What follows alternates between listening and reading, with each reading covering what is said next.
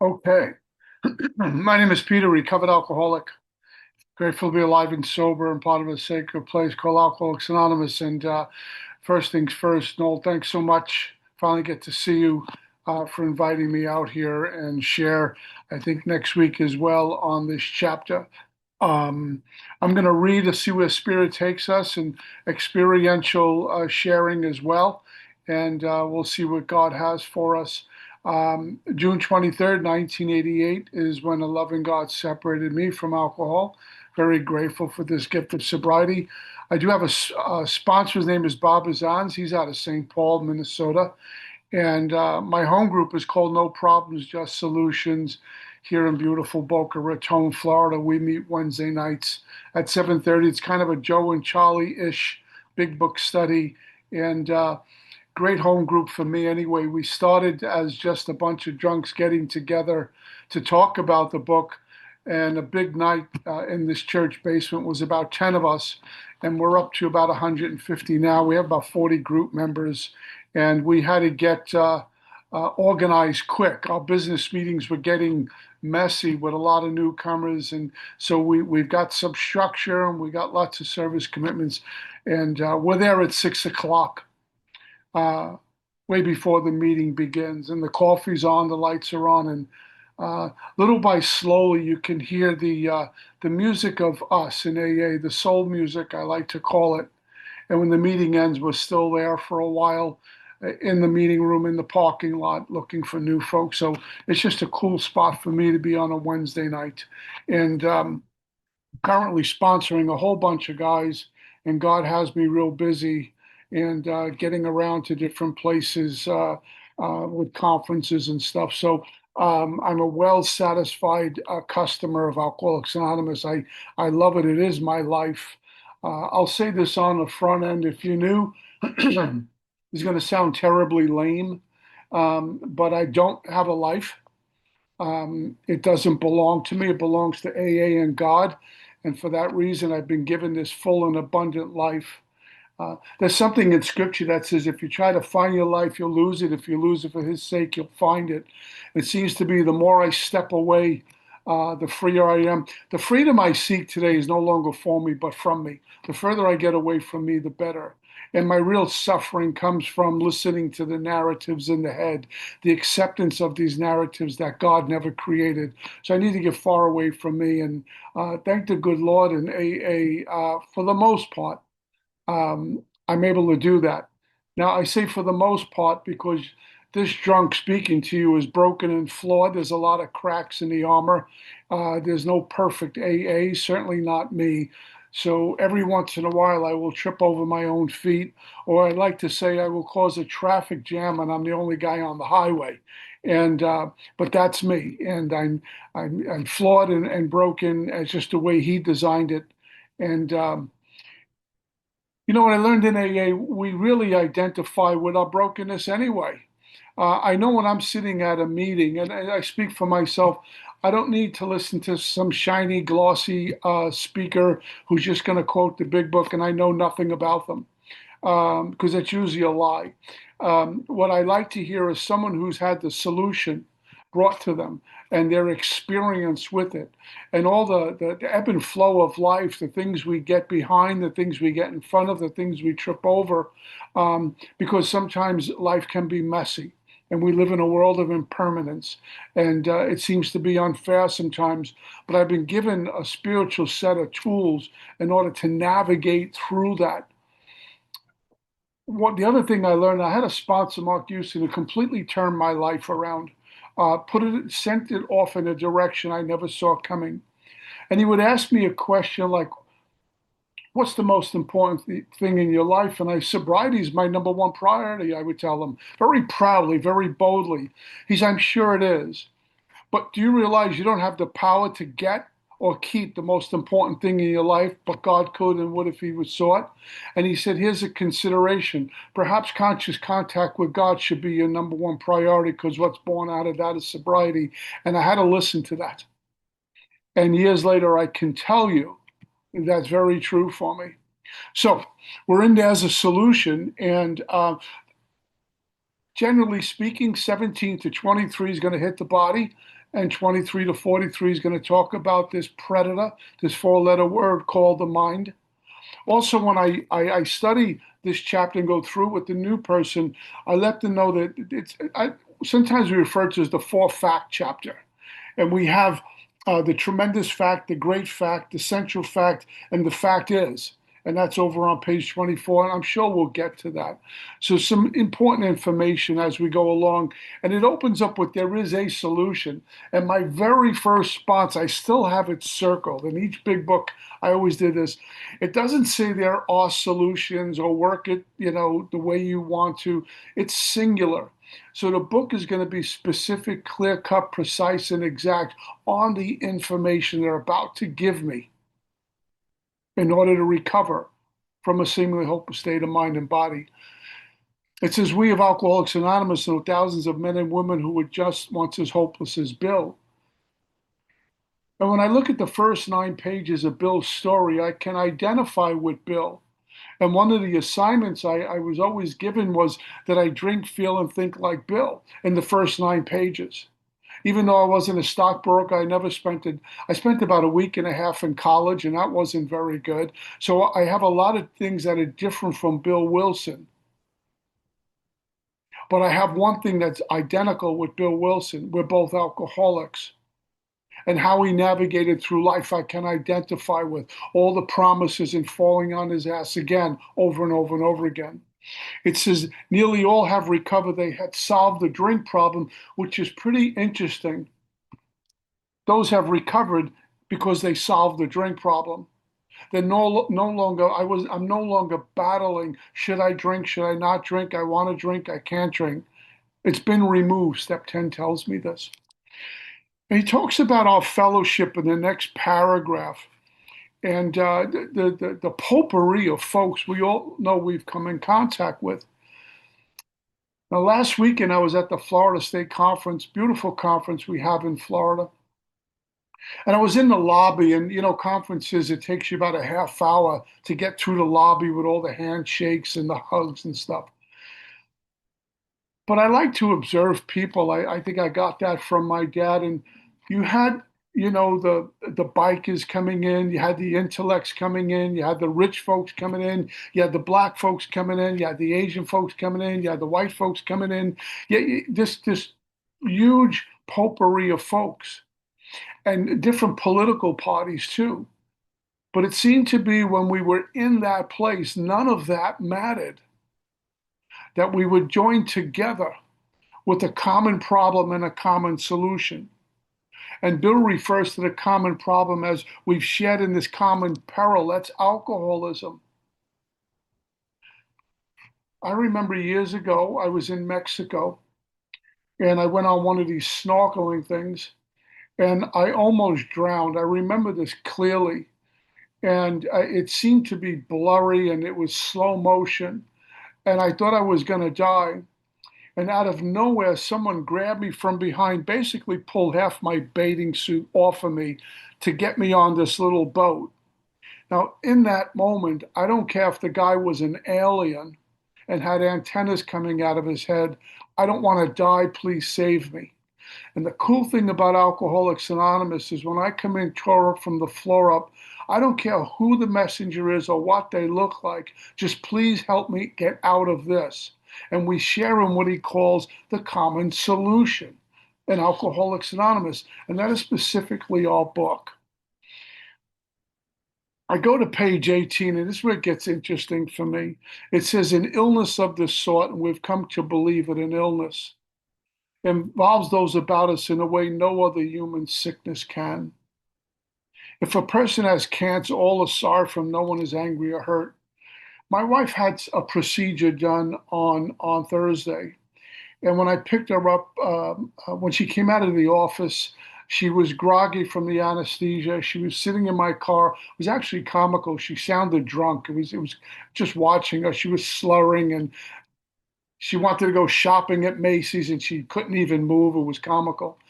And when she got home, I got her in bed and gave her some tea, and she slept till the next morning, basically. And the next day she slept all day. We went to a meeting, came home, and she slept again. She's up and running now. But I didn't walk around saying, oh my God, I'm being ignored. She doesn't love me. Why ain't she talking? How come she didn't cook any dinner? None of that. I was there cheerfully granting my wife anything she needed because she wasn't well. Conversely, I've had sponsees why I wanted to wring their neck sometimes because they couldn't get sober, or a person come into an AA meeting and being completely inappropriate and disturbing the meeting. Because and I remember how my family was with me when I was in the throes of alcoholism. It was an ugly day when my brother pulled out a gun and said, I'm going to kill your drug dealer and then I'm going to put you out of your misery. He wasn't thinking about maybe you should go to AA. This is what I do. This is what the illness does to people who love us most. If a person has cancer, all is sorry from, no one is angry or hurt. But not with the alcoholic illness. For with it there goes annihilation of all things worthwhile in life. It engulfs whose lives touch the sufferers. It brings misunderstanding, fierce resentment, financial insecurity, disgusted friends and employers, etc. How does that meet me currently? Well, I'll tell you how it could meet me. I could be a sober member of Alcoholics Anonymous, yeah, but I could also be an untreated member of Alcoholics Anonymous, where I'm not getting soul food. I've drifted away from step one, which means I'm drifted away from meetings. I have a sponsor in name only. I don't really sponsor people. I have no life of meditation and I'm not praying, which means I'm losing conscious contact with God. And what begins to happen is my illness goes underground and resurfaces in other areas when I'm not spiritually fit. Because my alcoholism doesn't come in a bottle of whiskey. The main problem centers in the mind, not the body, and the mind starts to take over. My mind will give me a thought backed up by a narrative, and I believe it to be true because they're my thoughts, and that's what gives it power. And in order to deal with thought after thought after thought that has me in a vice grip, I need to escape. So here comes the sex sprees and the food sprees and the gambling sprees and the shopping sprees and the anger sprees, and you just keep going with that. And what happens is when I'm living a life of selfish and self-centered behavior, driven by 100 forms of fear and God knows what else, I start to step on the toes of my fellows and they retaliate. And that could be our spouse, our children, our coworkers. And they're wondering what the heck is going on. You need to go to a meeting, and I'm still going to meetings once a week, twice a week. I'm checking in, making a cameo. But I look like a drunk and it sound like a drunk without a drink in me. My alcohols, it doesn't come in a bottle of whiskey. It gets a life by taking mine, and it starts that way. It starts to devour. And what begins to happen, and it takes people with me, like my loved ones, and they ride the roller coaster of my untreated alcoholism. On page 18, he says in italicized writing, the ex-problem drinker who has found the solution is properly armed with facts about himself, can genuinely win the entire confidence of another alcoholic in a few hours. This sounds like when someone is talking to me and pitching for them to sponsor me. I've had men do that. So who's your sponsor? What are you doing? I drink like you. I feel like you. I've been through that. I have a way out. They're offering me. It says, until such an understanding is reached, little or nothing can be accomplished. That the man who's making the approach is at the same difficulty and he knows what he's talking about. And I was in my seventh treatment center. And for some folks out here who may have had this battle, I battled non-conference approved dry goods along with alcohol for a long time. The last few years out there, it was alcohol and Valium. And it took me to a place of being homeless and living in an abandoned building. And before I got into my seventh treatment center, no one wanted any part of me, including my own family. The last thing my dad told me before I got sober is when you want to get better, you call me. Until then, stay away from me and the family. We're done. And I found myself living on the street and getting devoured on the street. By God's grace and mercy, I landed in my seventh treatment center. And I walked in there with at 130 pounds, I had hepatitis C, I'm urinating blood and I'm filthy. I need a bath. And I spent about, oh Lord, it was about, I'm going to say in the neighborhood of 2 weeks at this private psych hospital that had a treatment center inside of it in an area called Long Island, New York. And they told me, you need to get out of New York. It's killing you. And they were talking to me about people, places, and things, and I thought it was therapeutic nonsense. What I'm happy to report to you, that's very real stuff for some of us. And they were going to send me to Minnesota. And I had to meet this guy, Vince Dowling. I can say his name. He used his last name at meetings. He's passed on now. And so I'm sitting in front of him with about 14 days or so sober. And he had 30 years sober. He had a big book on his desk. And to give you a visual, although I didn't know it then, he looked like Dr. Bob. He even had a straw hat sitting on his desk. He was manicured. He was impeccable in his dress, well spoken. And he turned to me and he says, "I'm an alcoholic," and I almost fell out of the chair. And he began to give me the Reader's Digest version of his story. It was about 10 minutes long. And how he ate out of dumpsters and was homeless. And he was a promising Broadway star, singer, and dancer, and hung out with a lot of famous people back in the 40s. And he blew his career up. And he would wind up in hospital after hospital after hospital. And he asked me, "Do you want help?" And on that, I remember thinking inside, finally, someone knows me.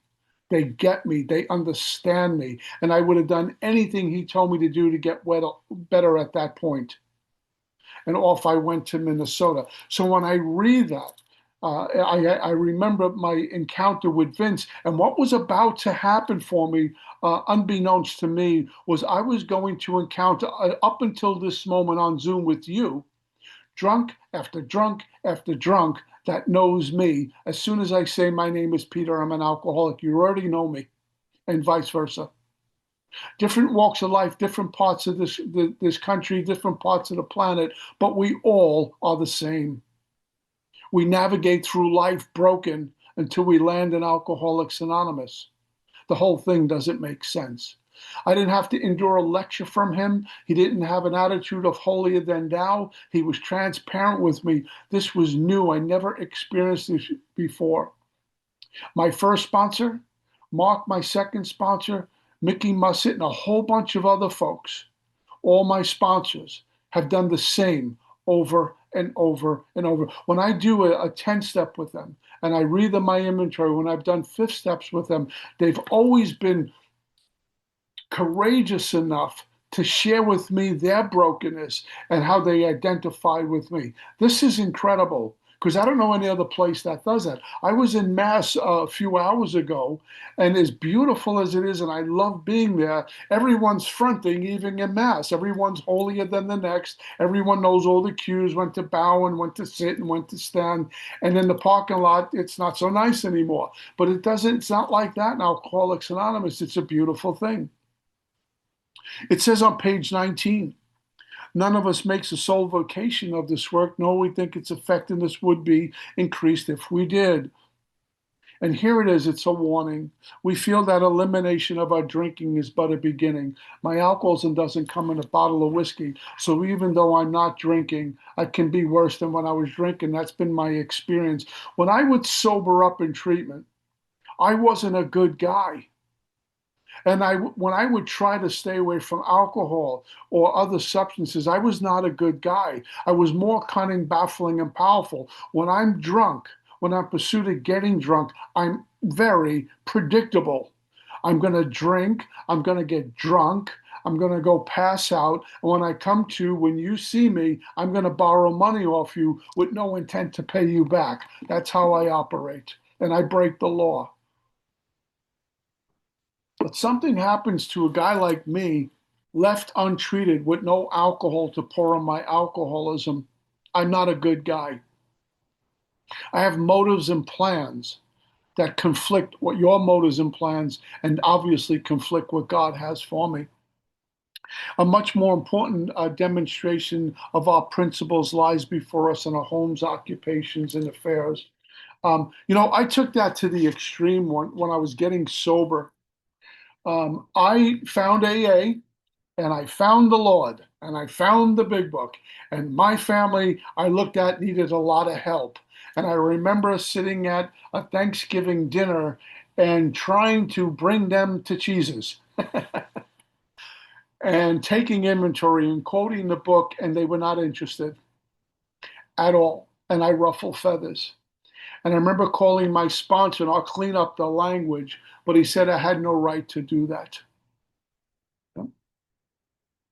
My job was to practice principles in all my affairs, and a lot of that meant accepting people for who and what they are and all their shortcomings. I'm not the judge and jury because I found Alcoholics Anonymous. And you know what? The road got a lot easier. And I became a member among members with my family. And little by slowly, trust was being built. And I remember I have two other brothers, and the middle guy, the one who's a little younger than me, he was very guarded around me, probably almost 3 years into recovery for me. He still didn't trust me. But I kept suiting up and showing up. And little by slowly, my word and my promise meant something. And I remember he was going through a divorce. And the first person he called was me. And he was terrified on the phone and he was weeping on the phone and he confided in me. He says, "What do I do?" And I knew the road had changed because of practicing these principles in all my affairs. Now, I take no credit for that. It is his power greater than myself. God could and would if he was sought. I'm happy to report to you God can and has because I knocked on his door. In the middle of the page, it says this: we have concluded to publish an anonymous volume setting forth the problem as we see it. We shall bring to task our combined experience and knowledge. My sponsor, Mark, used to say, knowledge received intellectually provides no nourishment for the soul. I was sitting, when I was living in Brooklyn, New York, we had a lot of diners and we'd go to the diner after the meeting. And I remember sitting in a diner after the meeting with my sponsor and about 10 other people from the meeting. And there was a young fella talking, and he was quoting the book as we're having a burger and fries. And he was talking about traditions, and he was talking about the history of Alcoholics Anonymous. And I'm totally impressed by this. But somewhere in there, he said, very matter of fact, that he had 7 days back. And then I was disturbed by that. How could a guy with this much information have 7 days back? And I asked my sponsor about that, my first sponsor. He says, we're not seeking just information. What we need to seek is a transformation with the information we're getting. If not, it's just a head full of knowledge and a belly full of beer. And I heard him. The process of recovery is not only removal, but it's transformational. It's not linear. It's not I'm well because I have 10 years sober. I can be as loony as a newcomer. It's what has happened to the soul since I've walked into Alcoholics Anonymous. Am I awake or am I sound asleep? It's one or the other. There's no third door. In order for me, okay, in order for me to see clearly, if you will, what's outside of me, I first need to be awake to the power and in touch with the power that's inside of me. And what the book will do, especially steps 4 through 9, will bring death to self-will and life to the spirit, something I probably never experienced before. Scripture says you have ears, but you don't hear. You have eyes, but you don't see.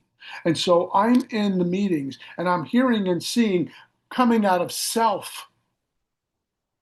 And what God does little by slowly is shut the ears to the mind and open up the ears to the soul. And I'm looking at the same thing, but seeing it completely different. And I'm hearing the same stuff, but I'm hearing it from a different place. I'm operating out of the soul now rather than the mind. And the mind is so powerful and so deceitful, I don't even know what I'm in it, but I'm starting to feel the effects of it. I'm bumping into people, if you will. I'm bumping into life again. I'm not traveling light, I'm traveling heavy. I'm afraid of everything. What you might think, what you might say about me. Do I look okay? Do I sound good? Just it goes on and on and on. That's bondage of self.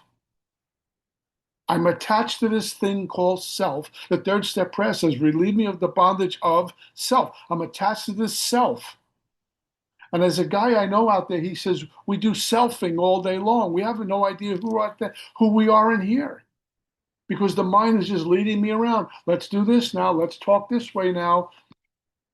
And I lose me in the whole process. I get taken so far away from the truth. I don't know what the truth is, the truth being God. I'm chasing my own plans and designs based on what the mind tells me. What torture. Until I walk into an AA meeting, they say, how you doing? And I start oming and I tell you I'm wonderful.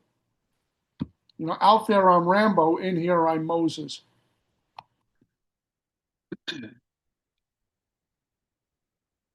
Bottom of 19.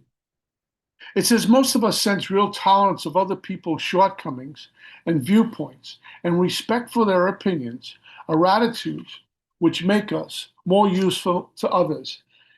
Until you attend a group business meeting, that goes right out the window, right? In order for me to pull that off, I need to have some spiritual muscles. It's a great goal. It's a great way to live. But if I'm untreated and I'm not doing my 10 steps and I'm not doing prayer meditation and I'm not accountable to my sponsor, I'm going to be pointing people's shortcomings out all day long. I will be the judge and jury all day long. But if you ask me, I'll give you a heck of an 11-step talk and you'll think I walk on water. But what's really going on inside of me is not good. It says this, our very lives as ex-problem drinkers depend upon our constant thought of others and how we may help meet their needs. Anyone who's been in this deal for a while, I mean, right in the middle of it, we're always thinking about how to help the new guy, how to be of service to our spouse, our children. And we don't have to say anything because our actions become the sermon. They speak a lot louder.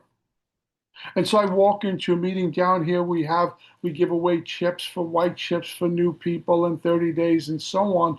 And I look for the white chippers. No one had to tell me to do that. I look for the guys counting days, see if they need a sponsor, introduce them to folks. And outside of AA, the same thing. I take no credit for that.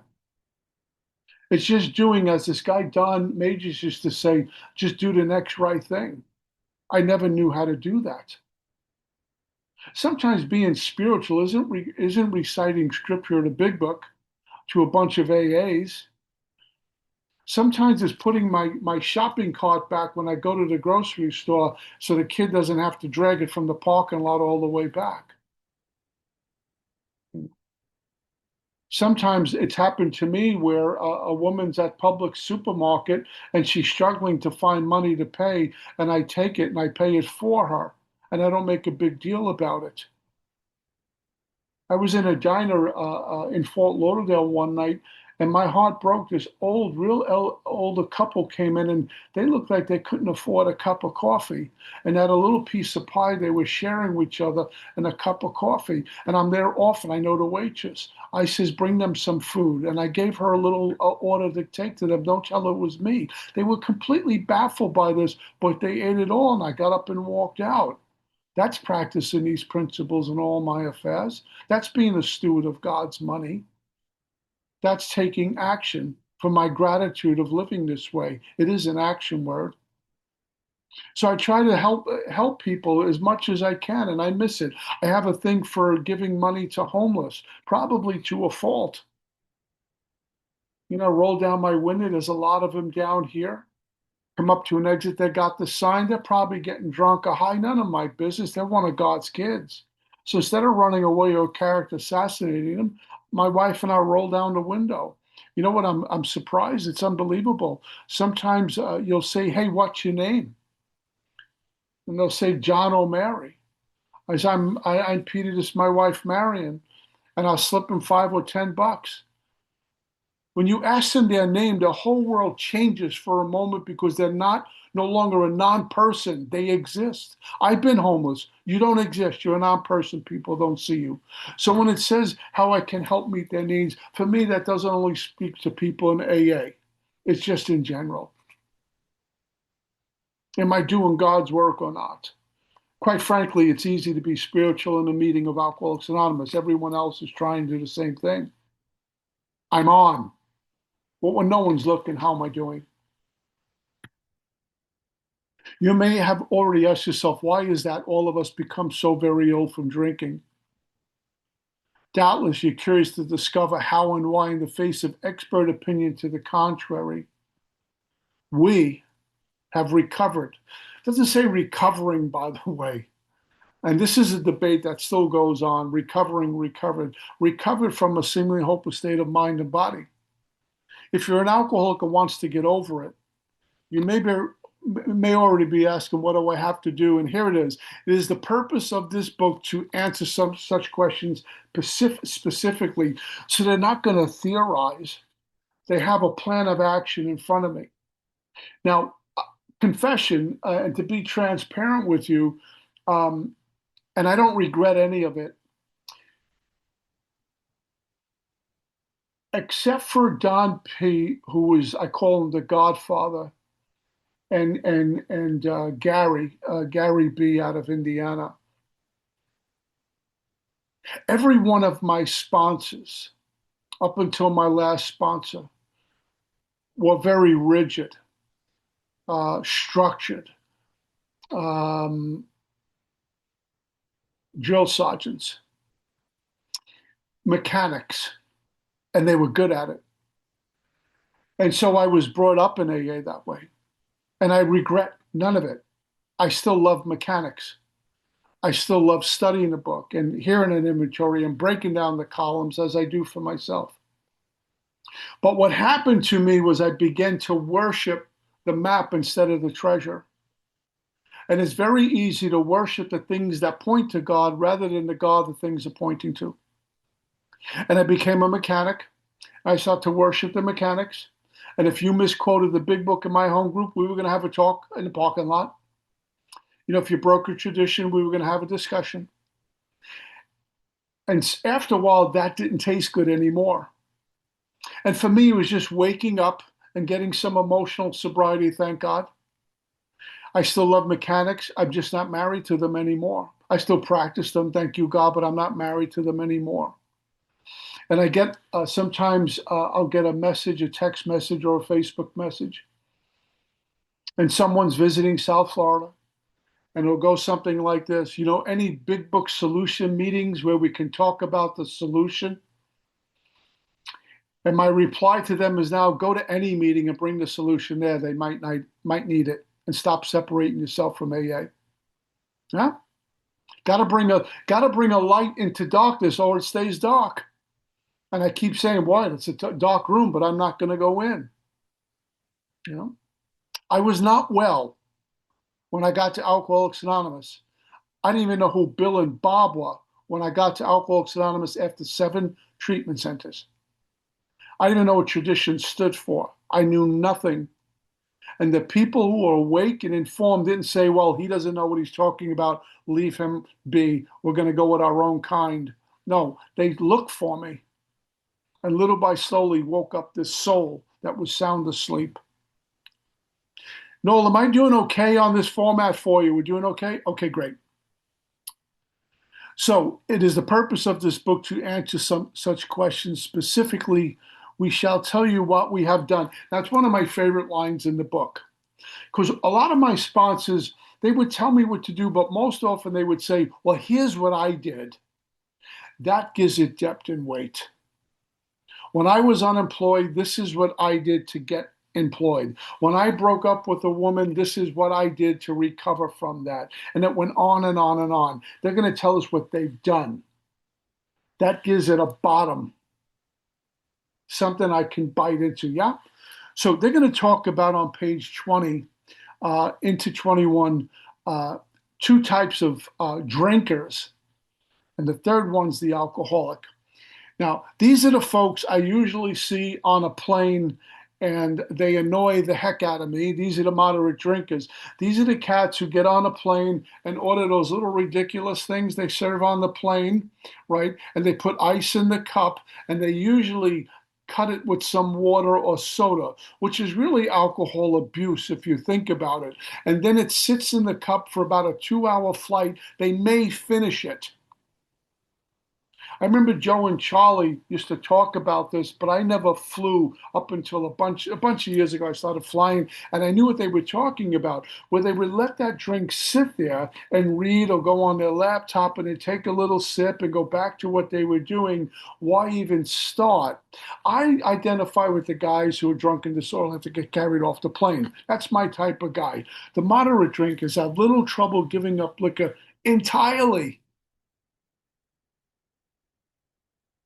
If they have a good reason for it, they can take it or leave it alone. I had an uncle, he's passed on, smoked cigars, always smoking a cigar, and loved to drink whiskey. And he would be what the next one talks about, a hard drinker. And he was a heavy smoker. And one day he showed up in a fair and he quit drinking and quit smoking cigars almost on the same day. The doctor gave him a sufficient reason to quit drinking and he had to stop cigars. He wasn't a kid, he was in his 70s at the time. And he said, I still miss it, but I don't do it anymore. I have no identification with that because I go get a second and third and fourth opinion.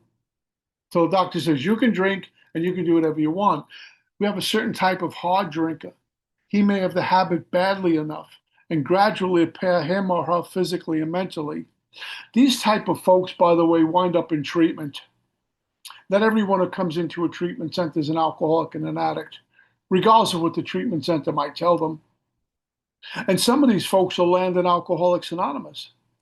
And some of these folks might stick around, never do the steps, go to a few meetings a week and get 40 and 50 years sober. Their personal life might be in disarray, but they have the power just to not drink. I heard someone say out of Texas one time, I thought it was so simple and so profound. I drink until I have to stop, and I stay stopped until I have to drink again. It's just a vicious cycle, but I can never get out. And those first two folks are people who have power, choice, control over how much they're going to drink, when they're going to start, and when they're going to stop. And that's sometimes, and I please forgive me if it sounds like I'm being critical. That's the person who says, I just didn't drink today. No matter what, I don't drink. I just put the plug in a jug and bless their hearts. But I have no identification with that because I remember finishing off a pint of whiskey and getting it and throwing it against a brick wall and say, I'm done with this life, no more. And then 5 minutes later, going back in the liquor store because I needed more whiskey. And I knew what it was going to do to me. I knew where this was going to end up, but I didn't have the power, choice, control to stay away from it. I never picked up the first drunk either. First drink, I never picked up the first drink drunk. I would get out of a treatment center sober, physically sober, and go back to that which is killing me because I had a mind that owned me. Those are the folks I identify with, and those are most of the folks I find in Alcoholics Anonymous. I'm almost out of time, so we'll do the real alcoholic. What about the real alcoholic that separate me from the moderate and the hard drinker? We may start off as a moderate drinker. We may or not become a continuous hard drinker. And here it is. But at some stage of my drinking career, I begin to lose all control of my liquor consumption once I start to drink, and that's the body. Something called an allergy, something called a craving, or what I like to call I get stuck in more. I can't get out, both literally or figuratively. I'm glued to a bar stool. and I can't get off. I got to get home for dinner. I got to see the kids. I got to be somewhere, and I just need one more drink, and I'll go on the next drink, and I'll pay any price tomorrow to see comfort right now. I cannot get out. Only an alcoholic knows that. My life is going by me, and I got to get one more drink in to figure it out. And I never figure it out. So it's about, am I almost out of time or I can keep going? I'm good? Oh, good. Okay.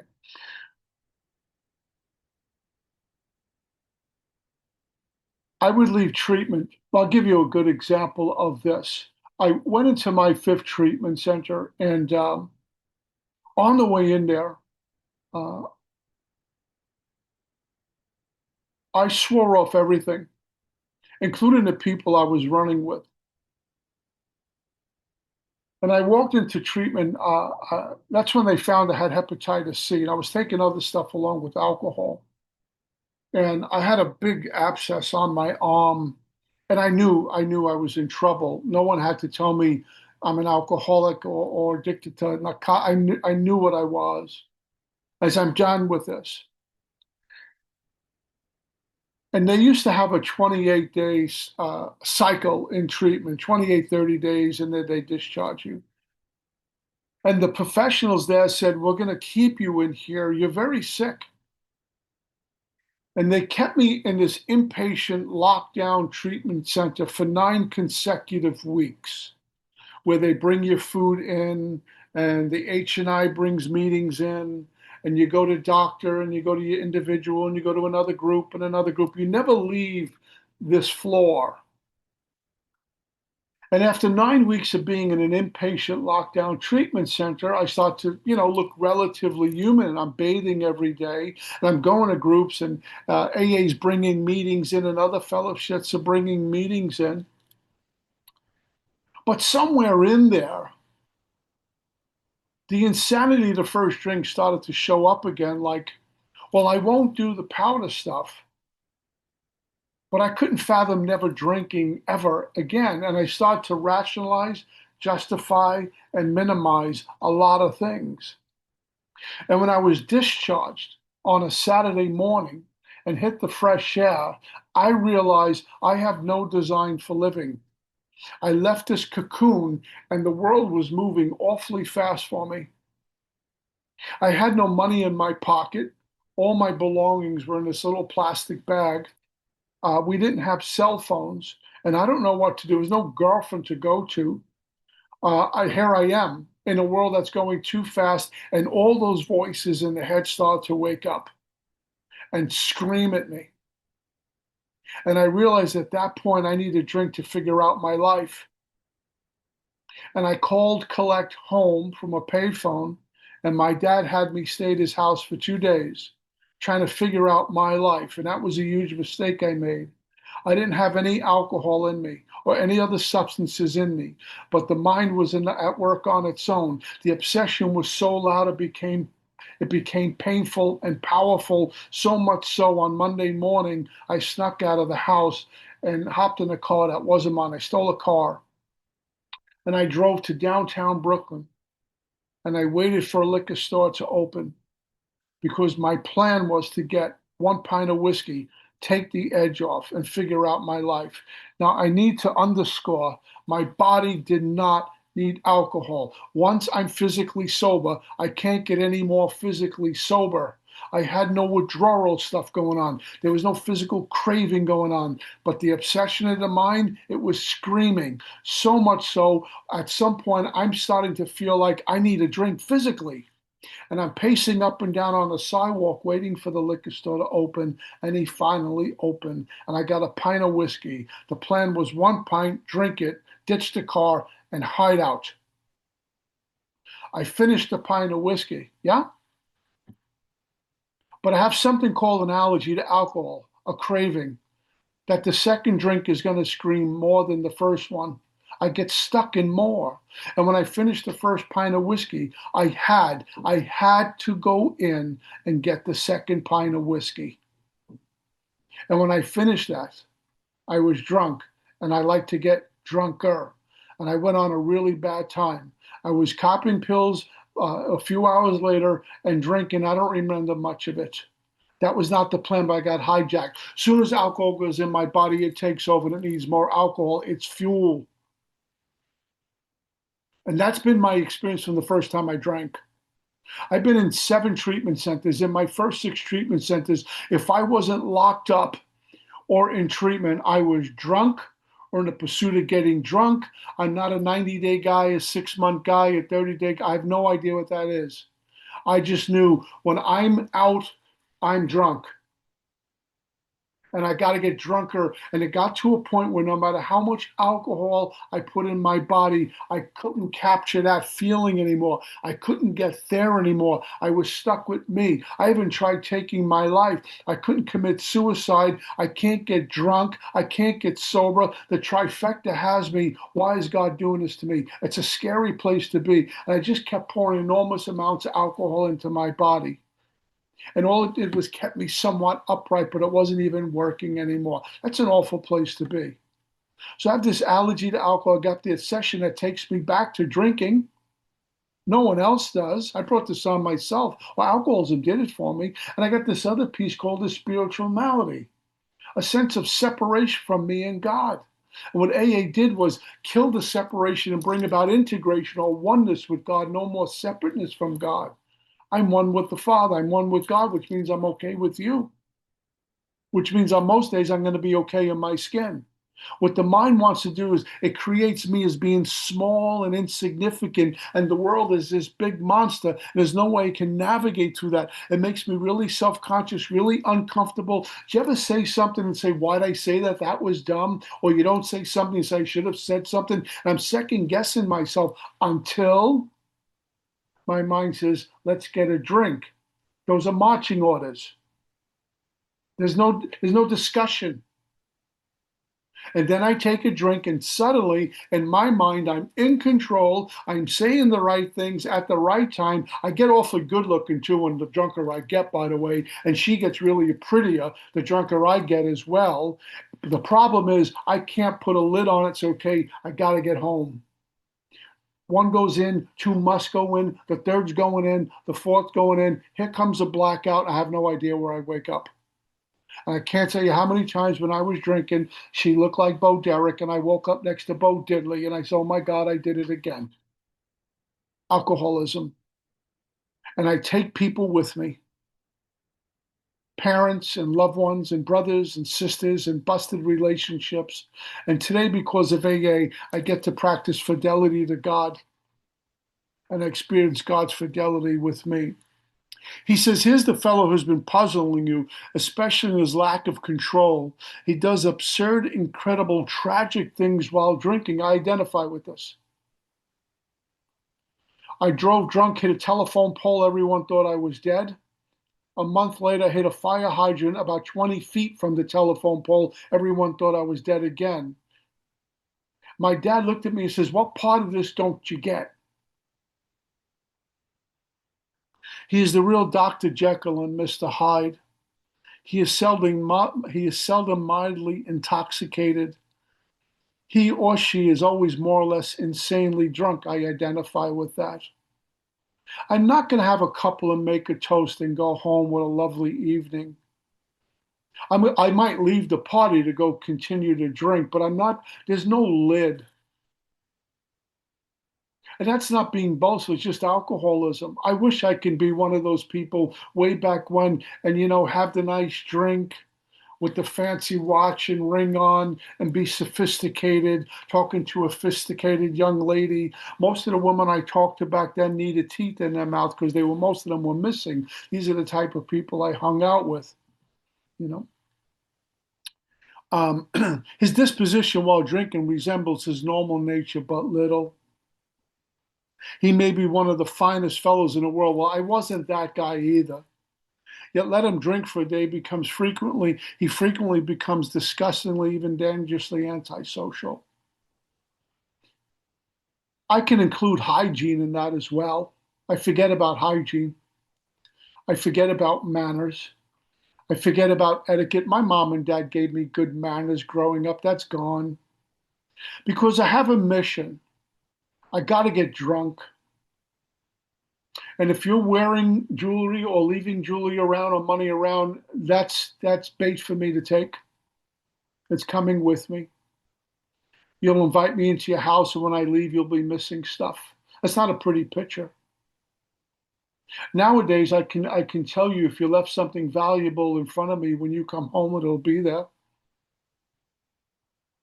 That's just the power of AA and Alcoholics Anonymous. I don't steal anymore. I don't take what's not mine anymore.